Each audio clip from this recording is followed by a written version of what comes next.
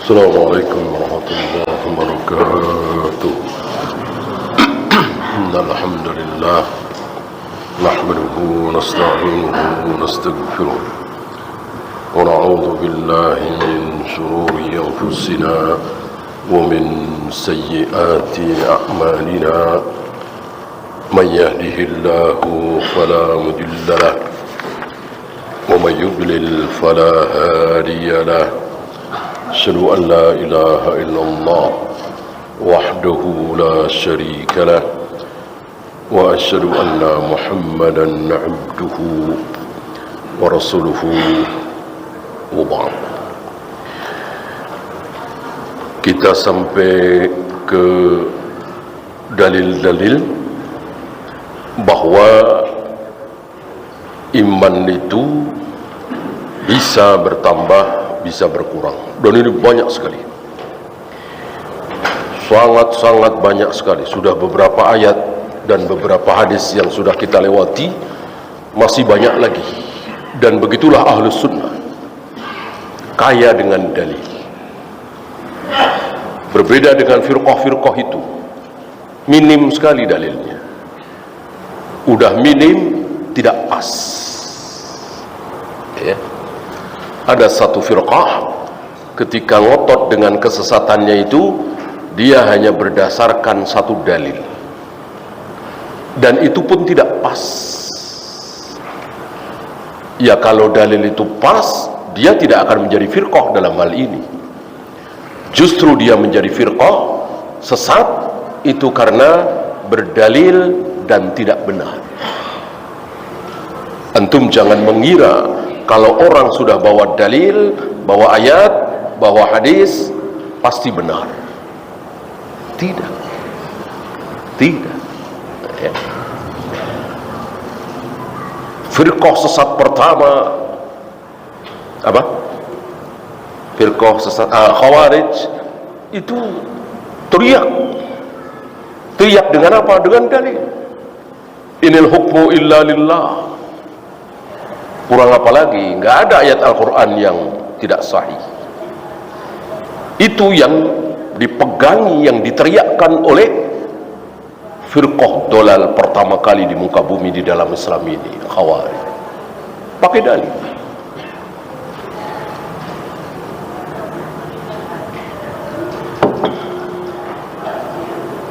Ali bin Abi Thalib ketika mendengar pertama kali mereka meneriakkan dalil ini, inil hukmu illa lillah, tidak ada hukum kecuali hukum Allah, tentu kalimat hakin.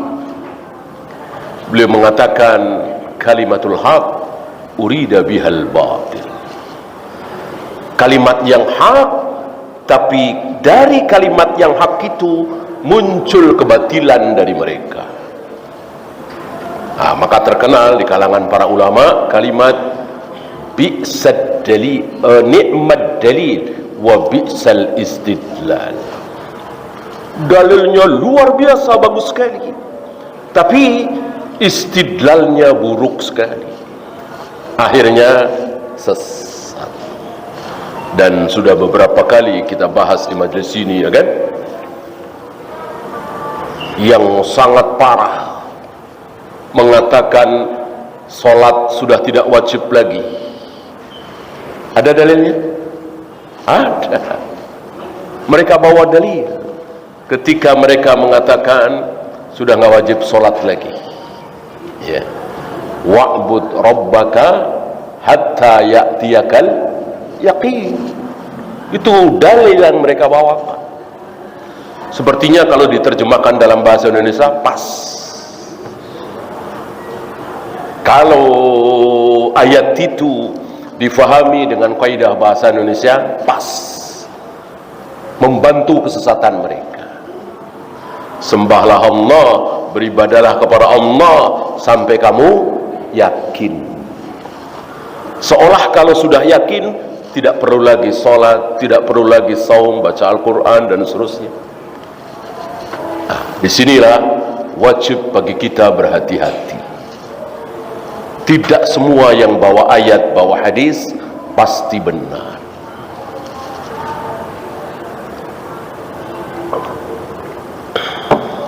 Inilah Ahlus Sunnah, membawa dalil dan pas.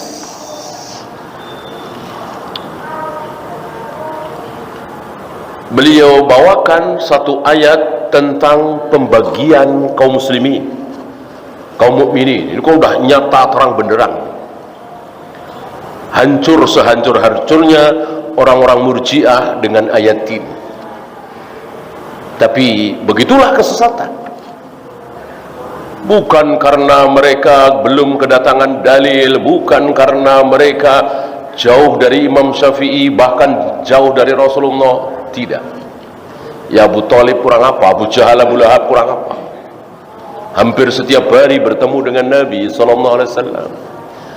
Jadi orang sesat itu bukan karena kurang pintar, kurang rajin, kurang berbakti kepada orang tua, kurang sedekah. Tidak. Berapa banyak orang dermawan, berbakti kepada orang tua, jenius, ulet, sabar, amanah, tapi Allah bikin dia sesat. Adakah? Banyak. Sebaliknya orang biasa-biasa saja. Ya Mugis Bariroh, kelebihannya apa? Apa kelebihan Mugis Bariroh? Tapi karena Allah tuntun mereka berdua kepada Islam yang benar, maka dapat hidayah, faham. Maka orang yang sesat adalah orang yang apa? Bukan orang yang pelit, bukan yang malas sholat, bukan yang culas, bukan yang korup, bukan. Orang yang sesat adalah orang yang disesatkan oleh Allah. Gitu. Maka walaupun amanah, jujur, rajin, ulet, cerdas, jenius, kalau Allah sesatkan, sesat. Kurang cerdas apa Abu Jahal, Abu Lahab, Fir'aun? Orang-orang cerdas. Tapi Allah sesatkan, sesat. Disinilah kita tidak boleh sombong. Tidak boleh mengandalkan kesolehan kita, kerajinan kita, keuletan kita, keamanahan kita, lalu kita merasa aman. Tidak mungkin Allah akan sesatkan saya. Haram berkeyakinan seperti ini. Karena Allah bisa sesatkan siapapun. Jangankan kita ini siapa sih? Anaknya seorang nabi, istrinya seorang nabi, ayahnya seorang nabi, disesatkan oleh Allah. Sebaliknya istrinya Fir'aun malah diberi hidayah oleh Allah, masuk surga. Jadi betul-betul hak Allah. Disinilah semakin kecil kita, semakin merasa butuh kita dengan pertolongan Allah, inayah Allah, taufik Allah. Tidak mengandalkan kesolehan kita, kerajinan kita, kecerdasan kita.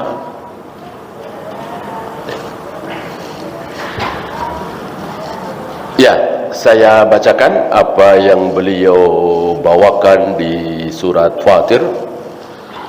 Summa awrathnal kitaba alladzina astafaina min ibadina. Kemudian kami wariskan Alkitab kepada orang-orang yang kami pilih dari hamba-hamba kami.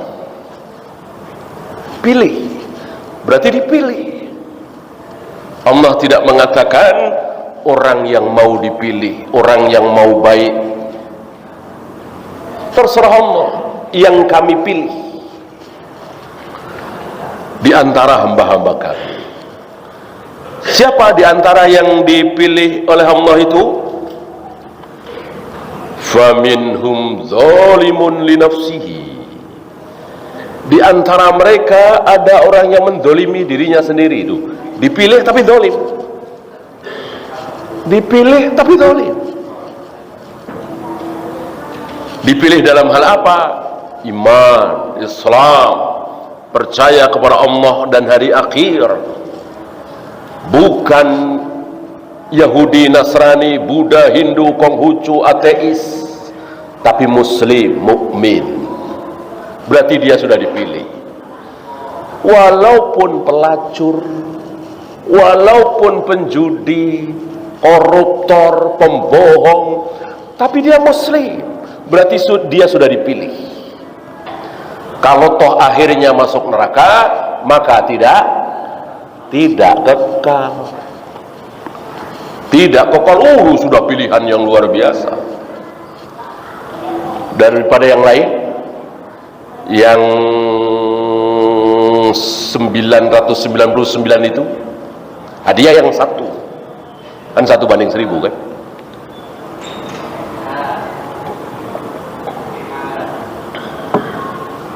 Nah ini mosok dipilih kok zalim, ternyata iya. Jadi dipilihnya pilihan yang paling rendah gitu. Karena yang akan masuk surga itu bukan hanya para nabi, para rasul, para wali. Ada ahli maksiat, ada tadi pelacur, germo, penjudi, pemabuk, tapi muslim, tapi beriman. Ini pun termasuk alladzina astafaina min ibadina, hamba-hamba yang telah kami pilih. Itu tingkat terendah. Wa minhum muqtasid, pilihan kedua ini yang lebih tinggi, muqtasid. Bagaimana sifat orang yang zalimul li nafsi tadi ya? Jarang sholat, jarang saum, berjudi sering, bahkan berzina. Sering diterjemahkan dengan pertengahan. Bagaimana orang-orang ini? Tidak berzina, tidak minum khamr, tidak berjudi, tidak korupsi, ya, menjauhi hal-hal yang haram. Tapi juga tidak pernah puasa Senin Kamis, tidak pernah sholat tahajud, tidak pernah sholat duha, jarang sekali baca Al-Quran. Dia hanya sholat 5 waktu. Ini pun pilihan dan lebih baik dari yang tadi. Hanya melakukan yang wajib dan menjauhkan diri dari yang haram. Ini pun luar biasa. Jika antum masuk golongan kedua ini, wajib bersyukur. Jika antum berusaha meningkatkan lagi, nanti yang ketiga ya, sabiqum bil khairat, itu lebih baik. Jika antum mendapati teman antum, anak antum, istri antum, saudara antum berada di level kedua ini, antum tidak boleh memaksa. Harus puasa Senin Kamis, harus sholat tahajud, harus sholat duha, tidak boleh. Walaupun anak, walaupun istri, walaupun murid di pesantren, tidak boleh. Maka sebuah kesalahan dalam pendidikan ketika sebuah pesantren mewajibkan para santrinya puasa Senin Kamis, sholat tahajud, tidak boleh. Memaksa santrinya menghafal Al-Quran boleh. Memaksa santrinya belajar bahasa Arab, ya memang programnya seperti itu. Tapi memaksa ibadah mahdoh yang tidak wajib kok menjadi wajib, memaksakan jadi wajib, ini tidak boleh. Jangan ya. Nabi saja tidak berani ya. Oleh karena itu antum tahu tentang tafsir dari az-zakirina waz-zakirat adalah laki-laki yang bangun jam 2:30, 3 atau jam 3 untuk qiyamul lail. Dia bangunkan istrinya. Ketika istrinya sulit bangun, maka dipercikkan air agar bangun, kemudian sama-sama sholat tahajud. Atau sebaliknya, istrinya bangun duluan, wudu, lalu membangunkan suaminya. Ketika suaminya sulit untuk bangun, dipercikkan air agar bangun. Adakah terusan dari sabda Nabi itu? Adakah? Tidak ada. Tidak ada. Nabi tidak meneruskan hadis itu. Kalau engkau percikkan air, istrimu tidak juga bangun, ambil segelas, ya, siramin. Segelas enggak bangun, segayung. Segayung enggak bangun, seember. Enggak ada nih ngarang, enggak ada. Hadis seperti itu enggak ada. Nabi cuma mengatakan percikkan air, supaya dengan dipercikkan itu bangun. Biasanya kena air dingin kan jadi bangun.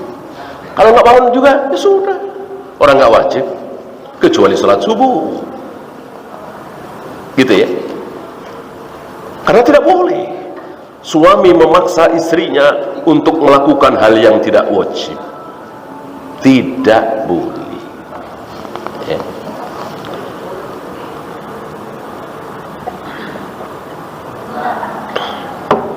Wa minhum sabiqum bil khairat. Ini yang tertinggi, yang terbaik. Sabiqum bil khairat. Jangankan salat 5 waktu, qobliyah, ba'diyah enggak ketinggalan, tahajud rutin. Jarang sekali tertinggal. Kalau enggak pernah tertinggal, enggak mungkin ya. Enggak mungkin ya. Jangankan kita, jangankan manusia biasa, Nabi saja pernah kesiangan belum? Apakah Nabi pernah kesiangan sehingga tidak qiyamul lail? Pernah.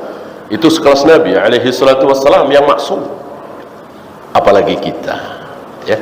Maka ketika kita sering ya, tidak tiap malam, itu sudah alhamdulillah ya. Ini dia sama-sama hamba Allah, pilihan Allah, tetapi keadaannya tidak sama.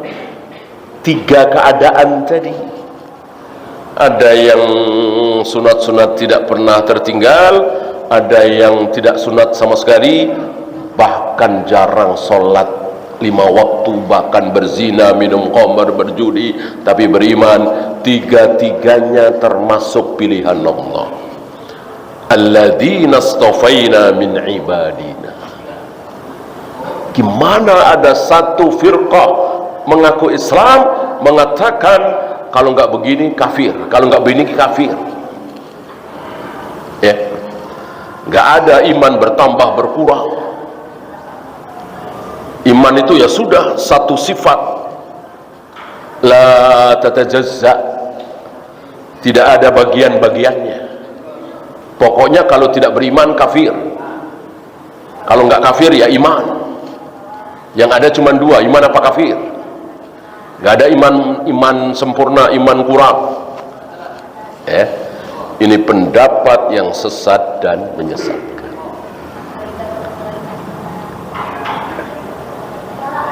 Wa minas sunnah, ini riwayat Imam Bukhari, Muslim, Imam Muhammad juga meriwayatkan. Beliau langsung ke matannya, yadkhulu ahlul jannati al-jannata. Para penduduk surga sudah masuk surga. Wa ahlun narin nara. Para penduduk neraka sudah masuk neraka. Thumma yaqulu Allah Ta'ala, kemudian Allah Ta'ala berfirman, akhriju minan nar, keluarkan dari neraka. Tentu perintah Allah kepada para malaikat penjaga neraka. Akhriju minan nar, keluarkan dari neraka. Siapa? Man kana fi qalbihi mithqalu habbatin min qardalin min imanin. Orang yang di dalam hatinya itu ada iman sebesar habbah biji yang terkecil. Sedikit sekali imannya. Kalau dia salat 5 waktu, insya Allah tidak sebesar biji, sedikit sekali. Barangkali nggak pernah salat, nggak pernah saum, mungkin bermaksiat terus, tapi dalam hatinya dia yakin satu-satunya Tuhan yang berhak disembah hanyalah Allah. Dia yakin betul dengan hari akhir begini-begini, ada. Mungkin kita nggak tahu, tapi ada. Allah Maha tahu. Atau mungkin ada di sekitar kita orang seperti itu. Dia yakin betul hari akhir itu ada.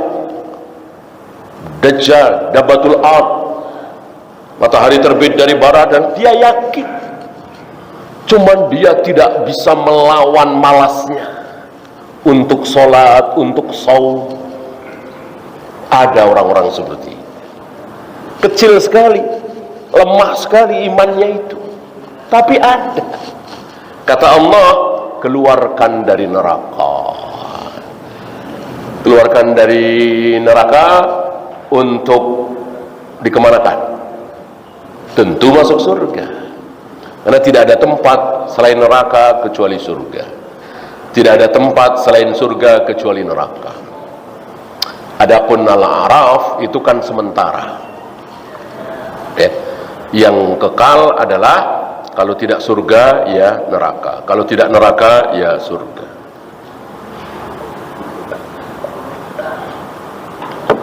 Nah, inilah ahlus sunnah. Inilah Rasul dan para sahabat. Inilah para nabi, para rasul alaihi wassalatu wassalam. Jadi betul-betul memahami dengan pemahaman yang sempurna. Tidak seperti Khawarij Mu'tazilah, picik sepicik-piciknya. Jadi seolah manusia itu ya satu kelompok. Gitu. Kebenaran itu satu, nggak ada bertingkat-tingkat. Kalau nggak beriman ya kafir, kalau nggak kafir ya beriman. Artinya kalau beriman itu ya sholat, saum, jujur, amanah. Sekali nipu, kafir. Sekali minum khamr, kafir. Kekal di neraka selama-lamanya. Ini picik sepicik-piciknya. Nah, karena kepicikan inilah, maka mudah sekali mengkafirkan sesama muslim. Asal dosa dikit, kafir. Bagi orang Khawarij, bohong sekali, kafir. Apalagi minum khamr, berzina, apalagi gak sholat, udah habislah, kafir. Maka sampai Ali bin Abi Thalib dikafirkan, Muawiyah dikafirkan, Amr bin As dikafirkan. Ini saking piciknya. Beda dengan Ahlus Sunnah, karena berilmu mereka luas, sangat luas. Dan Allah Maha tahu. Allah tahu persis. Lagi bunuh-bunuhan nih. Lagi bunuh-bunuhan nih dengan pedang masing-masing. Allah tahu nanti mereka berdua akan ketemu di surga. Allah Maha tahu. Kita nggak ada yang tahu. Masa bunuh-bunuhan? Bukankah dalilnya al-qatilu wal maktulu fahuma finnar? Yang membunuh dan yang dibunuh dua-duanya masuk neraka. Ada dalil seperti itu. Tapi yang membunuh dan yang dibunuh nanti akan bertemu di surga, ada. Allah tahu. Maka detik itu, saat itu Allah tertawa. Yadhakumullahu ila rajulain. Allah tertawa melihat dua orang yang saling berbunuh-bunuhan dengan pedang masing-masing. Tapi dua-duanya akhirnya masuk surga. Allah tahu. Yang membunuh yang muslim ini, bahkan yang kafir nggak tahu. Jadi yang satu muslim, yang satu kafir. Berbunuh-bunuhan karena dalam jihad. Yang satu membela agama Allah, yang satu membela syaitan tentunya. Nah, yang muslim ini yang membela agama Allah kalah, mati. Maka mati syahid, surga. Nah, yang kafir ini seminggu kemudian, sebulan kemudian, atau setahun kemudian masuk Islam. Masuk Islam. Nah, setelah masuk Islam, dia berjihad, membela agama Allah, dan itu banyak sekali. Berapa muslim yang sudah dibunuh oleh Amr bin As? Berapa muslim yang sudah dibunuh oleh Khalid bin Walid? Dan seterusnya, Ikrimah bin Abu Jahal. Akhirnya masuk surga. Khalid bin Walid masuk surga, Amr bin masuk surga, Ikrimah bin Abu Jahal masuk surga. Padahal telah membunuh banyak kaum muslimin. Nah, setelah dia masuk Islam, kemudian berjihad membela agama Allah, kemudian mati pula, mati syahid. Kemana? Surga. Dua-duanya masuk surga. Nah, ketika mereka saling berbunuhan, gak ada yang tahu, hatta Jibril. Jibril nggak tahu hal yang gaib. Allah tahu. Detik itu Allah tertawa. Disinilah kita tidak boleh rajman bil ghaib. Kita tidak boleh mengira-ngira hal yang gaib.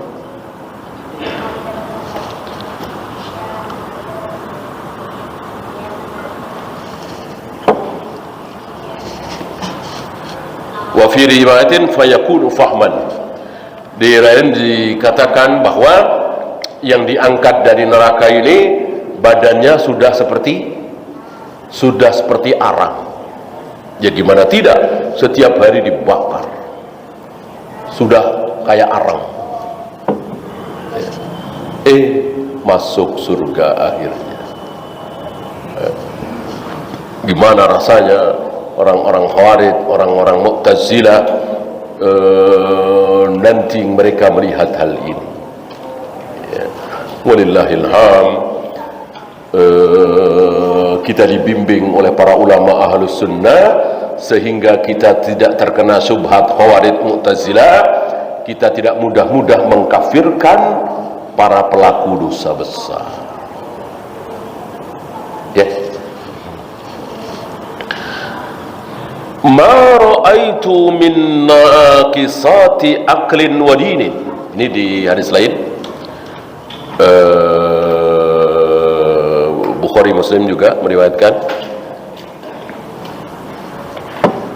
Aku tidak melihat ada orang yang akal dan agamanya kurang. Adhaba li lubbir rajulil hazim, yang bisa merusak, yang bisa menggoda, yang bisa merayu seorang laki-laki yang teguh, yang amanah, yang jujur. Kalah oleh wanita, oleh istrinya, dan itu terjadi. Ya, suaminya jujur, amanah, anti korupsi dan seterusnya, lugu. Akhirnya menjadi koruptor ulung gara-gara istrinya. Ini bukan satu dua. Dan itu sudah disabdakan oleh Nabi alaihi salatu wassalam.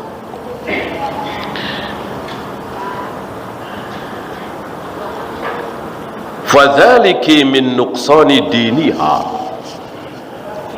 Itu tanda bahwa agama dan akal wanita itu kurang. Apakah wanita seperti ini menjadi kafir? Apa masih beriman? Masih beriman. Masih beriman. Ya, betul-betul ini menghancurkan keyakinan sesat orang-orang Khawarij, orang-orang Mu'tazilah itu. Masih beriman. Wanita seperti ini.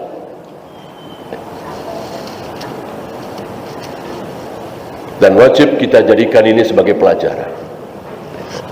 Oleh karena itu jangan serahkan sebuah amanah besar kepada para wanita, karena akalnya kurang, agamanya kurang. Agamanya kurang udah jelas. Laki-laki soleh tidak pernah berhenti sholat, tidak pernah berhenti saum, maksudnya saum Ramadan ya.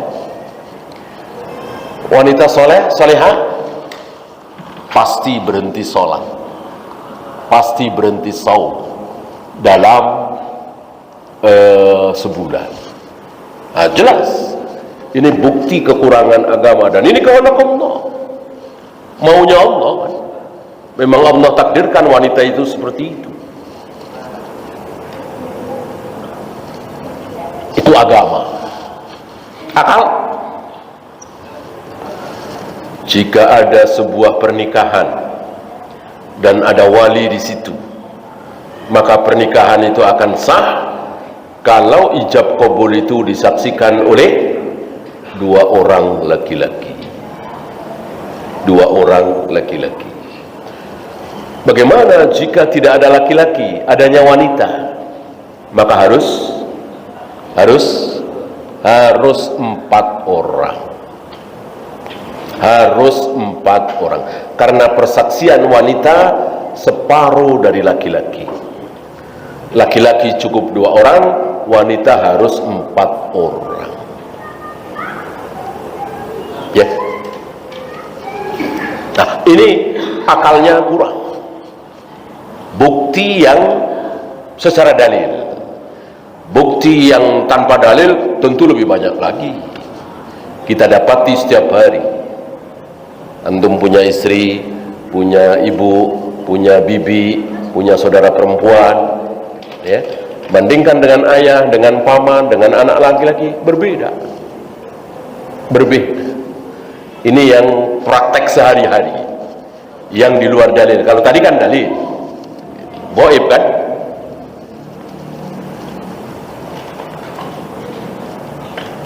Banyak laki-laki yang sempurna, tapi sedikit sekali wanita yang sempurna. Ya. Adakah wanita perawi hadis? Ada, tapi sedikit sekali dibanding dengan laki-laki. Ya. Adakah wanita yang cerdas, jenius? Ada, tapi tentu sedikit sekali dibanding dengan laki-laki.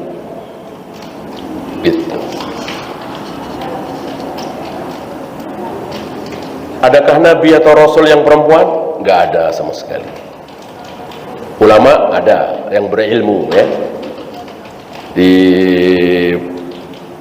periwayat-periwayat, ya Aisyah kan apa bukan perawi hadis, ya. Tapi ya sedikit dibanding dengan yang laki-laki.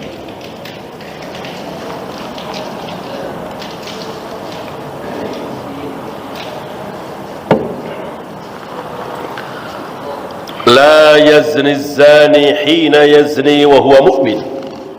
Ini di hadis berikutnya sama, Bukhari Muslim juga meriwayatkan, Imam Nasai juga meriwayatkan.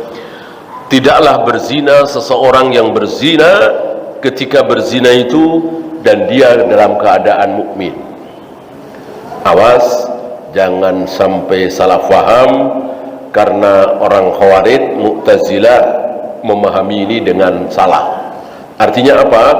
Ketika dia berzina tidak mungkin dia beriman, gitu ya. Padahal tidak. Padahal masih beriman, cuman lemah sekali, tipis sekali. Saking lemahnya, saking tipisnya, saking kecilnya imannya itu, maka tidak sanggup menghalangi dia untuk berzina. Gitu. Ketika seseorang imannya tidak sanggup, ketika imannya sanggup menghalangi dia untuk berzina, ini lebih besar lagi. Walaupun imannya tidak sanggup mencegah dia untuk pacaran misalnya, rangkulan misalnya, tapi tidak sampai zina. Kalau zina dia nggak mau, dibayar sekian miliar juga nggak mau. Berarti imannya lebih tebal, ya. Akan lebih tebal lagi kalau pacaran saja dia tidak mau. Imannya sanggup untuk menolak dia untuk tidak pacaran, rangkulan dan seterusnya. Karena bertingkat. Iman tidak berada dalam satu tingkatan sebagaimana anggapan orang-orang Murji'ah. Ya. Begitu pula ketika orang minum khamar, wala yasrabul khamra hina yasrabu wa huwa mu'minun. Tidaklah seorang minum khamar ketika dia minum khamar itu dia dalam keadaan beriman. Ya, silakan adzan dulu. Wassallallahu ala Muhammadin sallallahu alaihi wasallam wa akhiru da'wana alhamdulillahi rabbil alamin.